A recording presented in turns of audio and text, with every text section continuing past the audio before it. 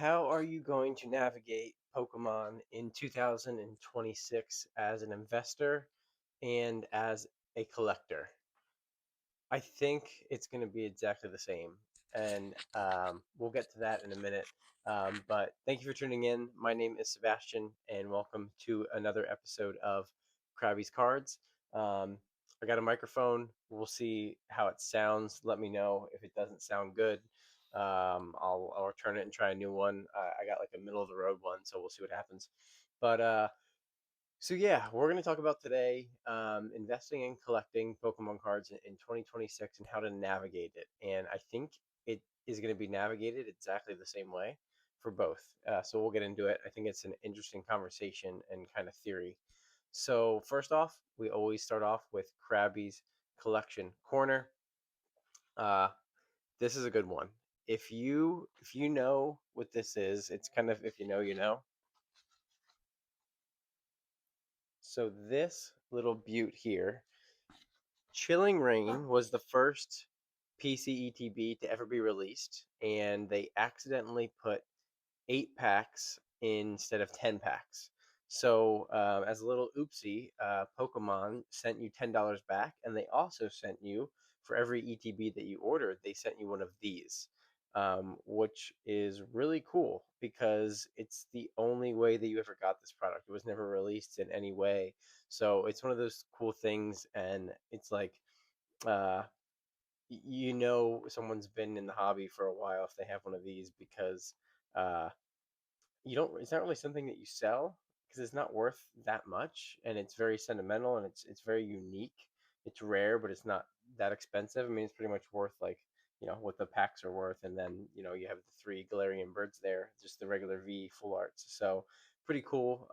Chilling Reign is my favorite Sword and Shield set, so I really like it. But I have two of them because I got one of each ETB when they came out. So anyway, let's get right into it.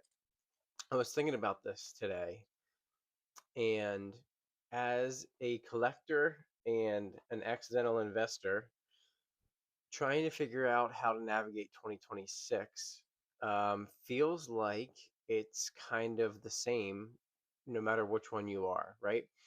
It's going to be really hard to find product, and more than likely, things are going to be going up at a rapid pace for this year. So, as a collector, I don't want to miss out on things, and as an investor, I don't want to miss out on things, right? So if we go back, let's start. So we're gonna start with XY because black and white and back. Vintage is a whole different thing. Vintage is booming like crazy right now, but vintage is a whole different conversation. So if we start off in XY and we look at Primal Clash, Roaring Skies, and Ancient Origins. Okay, I think it's possible that we're gonna get a Gen 3 set with this Mega Block. We're in another Mega Block. XY was the first one, and now we're in another one. So if we get another Kyogre, Groudon, Rayquaza set, those are gonna go crazy. I'm telling you right now, those three sets are gonna go crazy. Those three Pokemon are the mascots for all of those sets. Then you have some Tyranitar in there and some Darkrai. I think there's those sets are amazing. So there's a Floret Lugia and Ancient Origins. So we have that era, and as a collector, if you want to pick up some blisters or booster boxes, which are thousands of dollars, of course, um, you don't want to wait because the potential of what's coming is really, you might never be able to get it again, right? And same thing if you're looking to invest in that era, in the Mega Evolution era, you know, you don't want to wait, right? Um, those are the only three sets from that era that I think I want to talk about. And let's move on to the Sun and Moon era, right? Uh, really the last 4 or 5 sets, right? When you look at the tag team sets and Hidden Fates, we're going to get tag teams again at some point. It might not be for the 30th anniversary. It might not be for Gen 10, the beginning of Gen 10, but it could very well be on the back half of Gen 10 because they usually save those things for the end of an era, right? So we could definitely be getting tag teams at some point. They pumped the singles for them, and obviously the boxes went crazy last year.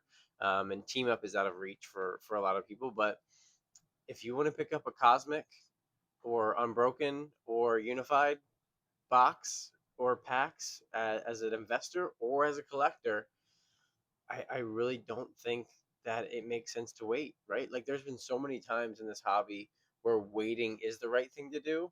And I think that is the case for stuff that's coming, like Ascended Heroes, of course, Destined Rivals, which we'll get to in a minute.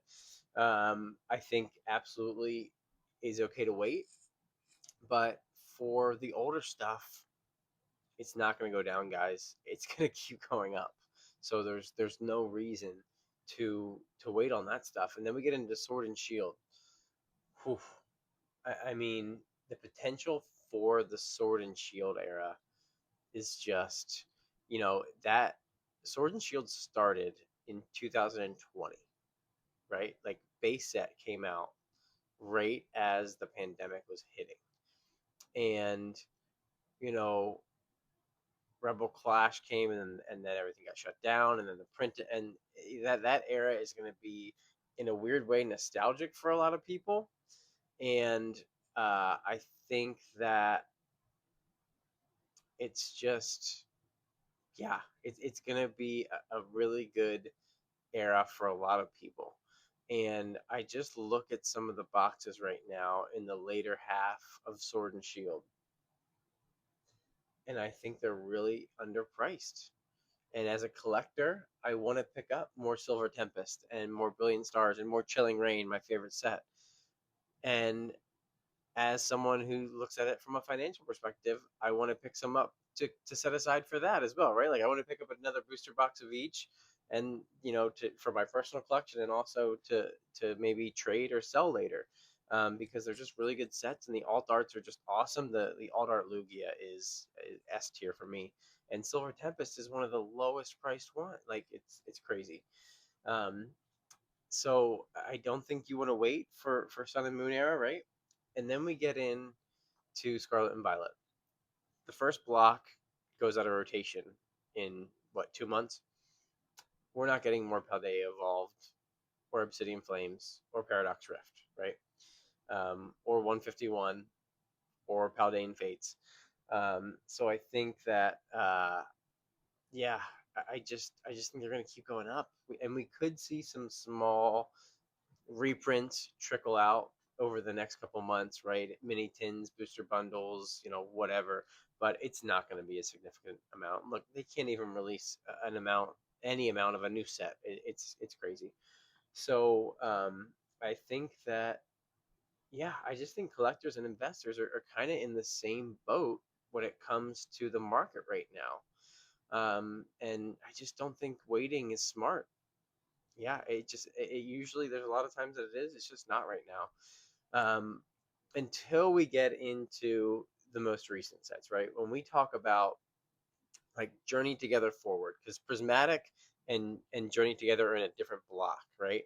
So that second block, like Temporal Forces through Prismatic Evolutions, that's I don't know what to do with that block.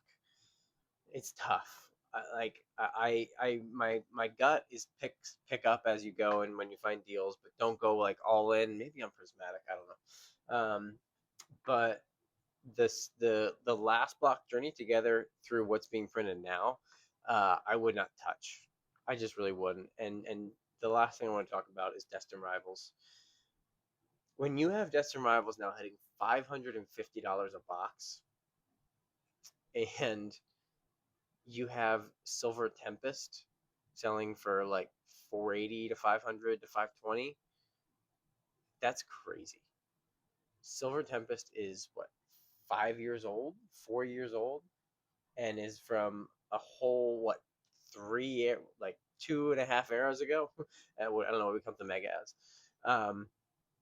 It's just, guys, I'm not telling you to sell, but I am. I'm getting ready to sell my last booster box of Destin that I got for like 200, and I'm gonna put it into, I don't know what yet, but I'm gonna put it into something probably from Sword and Shield. Um, it's gonna run up over $600 here in the next couple of weeks. If it's not there already by the time this video comes out Monday morning. um, I don't know. It's crazy. Destin Rivals is is an interesting case study. Um, it's in print for 2 more years. April 2028 is when it rotates out of competitive play.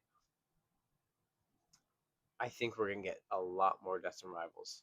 I think if you sell a Destin Rivals booster box in the next month at $600, I think a year from now you're gonna feel really good about that decision if you used it to buy a Silver Tempest box or some Paldean Fates, right? Like, I don't know, guys. It's gonna be a crazy year. It's gonna be a fun year as a collector, as a speculator. It's gonna be wild, and it's gonna be a fun ride. Make sure you enjoy it, and I'm gonna be here through the whole thing. It's gonna be fun. All right, I'm rambling now. Let's end with our usual segment. This is episode 6 of Krabby's Cards, and we're going through the whole Pokedex. Number 6 is Charizard. I'm not gonna be. I don't have a hot take on this one. Charizard's great. He's a little overrated sometimes, maybe a little underrated sometimes, but I'm gonna give Charizard a solid 8.5 out of 10. Great design, of course, iconic. Um, pretty awesome in the games, and obviously we have a lot of awesome artworks throughout the TCG with him. So, yeah, 8.5 out of 10 for Charizard, and I hope you enjoyed the episode. If you did, I would love it if you would like and subscribe and leave a comment down below, and let me know what are you looking to pick up this month. February is here, and we're gonna have the anniversary at the end of the month, and a lot of exciting stuff. So let me know down below what you're picking up, and I appreciate each and every one of you. And we'll see you in the next episode.